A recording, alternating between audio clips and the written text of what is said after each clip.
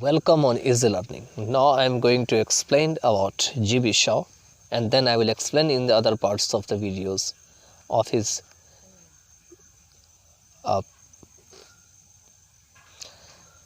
well-known drama Dolly at the Dentist. तो इस part of video में पहले हम जॉर्ज बर्नर्ड शॉ के बारे में जानते हैं। तो जॉर्ज बर्नर्ड शॉ जो है, इनका जन्म 1856 में हुआ था और डेथ इनकी 1950 में हुई थी। वो एक प्ले राइट थे। प्ले राइट होते हैं जो नाटककार होते हैं, जो नाटक लिखने वाले होते हैं। तो इसका दूसरी इंग्लिश जो है वो ड्रामेटिस्ट भी होते हैं, साथ में नॉवलिस्ट भी थे। क्या थे? मतलब उपन्यासकार भी थे, क्रिटिक भी थे। क्रिटिक मतलब जानते ही हैं, जो विवेचक होते हैं। एंड पैशनेट सोशलिस्ट, और सोसाइटी में भी अपना जो है काफ़ी रुचि रखते थे। इसी को पैशनेट सोशलिस्ट कहा गया है। Enthused with a powerful urge to reform society, और ये इनके अंदर में काफ़ी ज़्यादा इच्छा भरी हुई थी। एंथ्यूज्ड का मतलब भरा होना, और पावरफुल अर्ज मीन्स काफ़ी ज़्यादा इच्छा क्या भरी हुई थी कि सोसाइटी में सुधार करें, समाज में सुधार करें। तो इसी कारण से उन्होंने क्या किए थे कि ही रोट अबाउट 50 प्लेज। वो लगभग 50 प्लेज लिखे थे। प्लेज मतलब यहाँ नाटक। Which include arms and the man, जिसमें आर्म्स एंड मैन इंक्लूड है, जो 1894 में लिखे गए थे। कैंडिडा, जो 1897 में लिखे गए थे। मैन एंड सुपरमैन 1905 में। मेजर पैरबरा 1905 में। पिगमैलियन 1913 में। बैक टू मैथुसेला 1922 में। सेंट जॉन 1923 में। एंड द एप्पल कार्ट 1929 में। Widely regarded as the greatest British dramatist after Shakespeare. Shakespeare के बाद जो है वो ग्रेटेस्ट जो है ब्रिटिश ड्रामेटिस्ट के रूप में जो है वो जाने जाते हैं। Shaw exhibits in his plays a unique blend of acute comments on society, a delectable rhythm of prose and buoyant wit. यहाँ पर में शॉ क्या करते हैं कि अपने ड्रामा में इन सभी चीज़ों को यूज़ कर देते हैं। क्या क्या चीज़ों को मिला देते हैं? ब्लेंड का मतलब होता है मिलाना। इसमें ये सोसाइटी के ऊपर भी कमेंट जो करते हैं उनको भी मिला देते हैं। प्रोज, कैसी प्रोज होना चाहिए, कितनी अच्छी प्रकार की होनी चाहिए। डिलेक्टेबल रिदम, उसमें कैसा रिदम होना चाहिए, कैसी लिखावट होना चाहिए, उसको भी ये बता देते हैं। और साथ में इनके जो विट होते हैं वो ब्यॉन्ट होते हैं। ब्यॉन्ट का मतलब बहुत अच्छा विट होता है। विट का मतलब होते हैं जब आप बहुत चतुराई से या बहुत बुद्धिमानी से किसी चीज़ को लिखते हैं। तो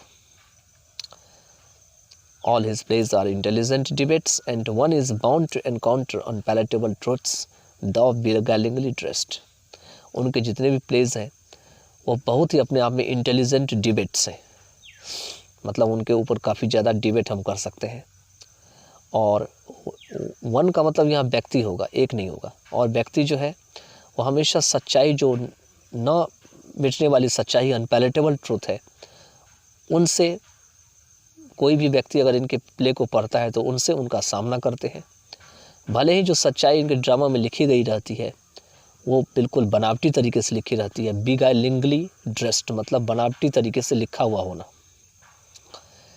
Dolly at the dentist, the piece that follows is the opening scene from you never can tell. जो डॉली एट द डेंटिस्ट है, ये एक ऐसा भाग है जो कि यू नेवर कैन, जो द डेंटिस्ट है उनसे जो है लिया गया है, जो कि इसका ओपनिंग सीन है, जहाँ से ये सीन शुरू होते हैं या ये ड्रामा शुरू होते हैं।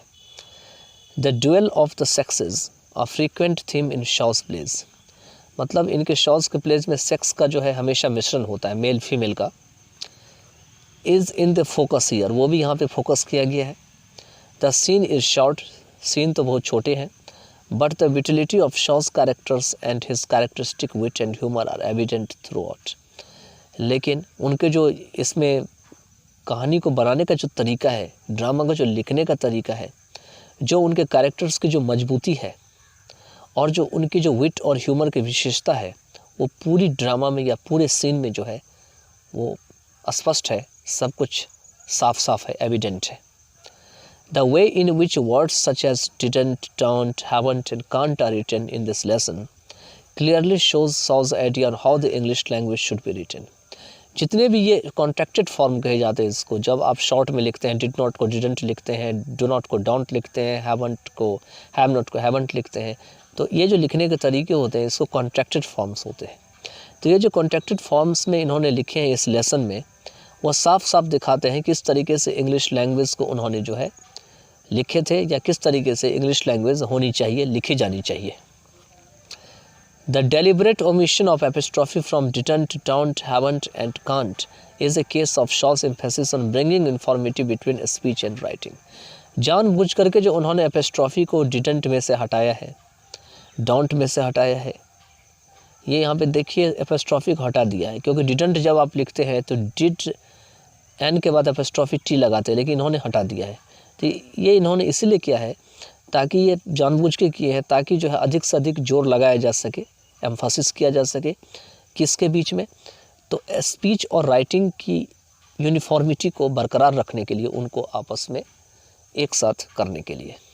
तो I thought that you would have understood this about the GB Shaw. Now from next parts of the video I will explain this drama line by line.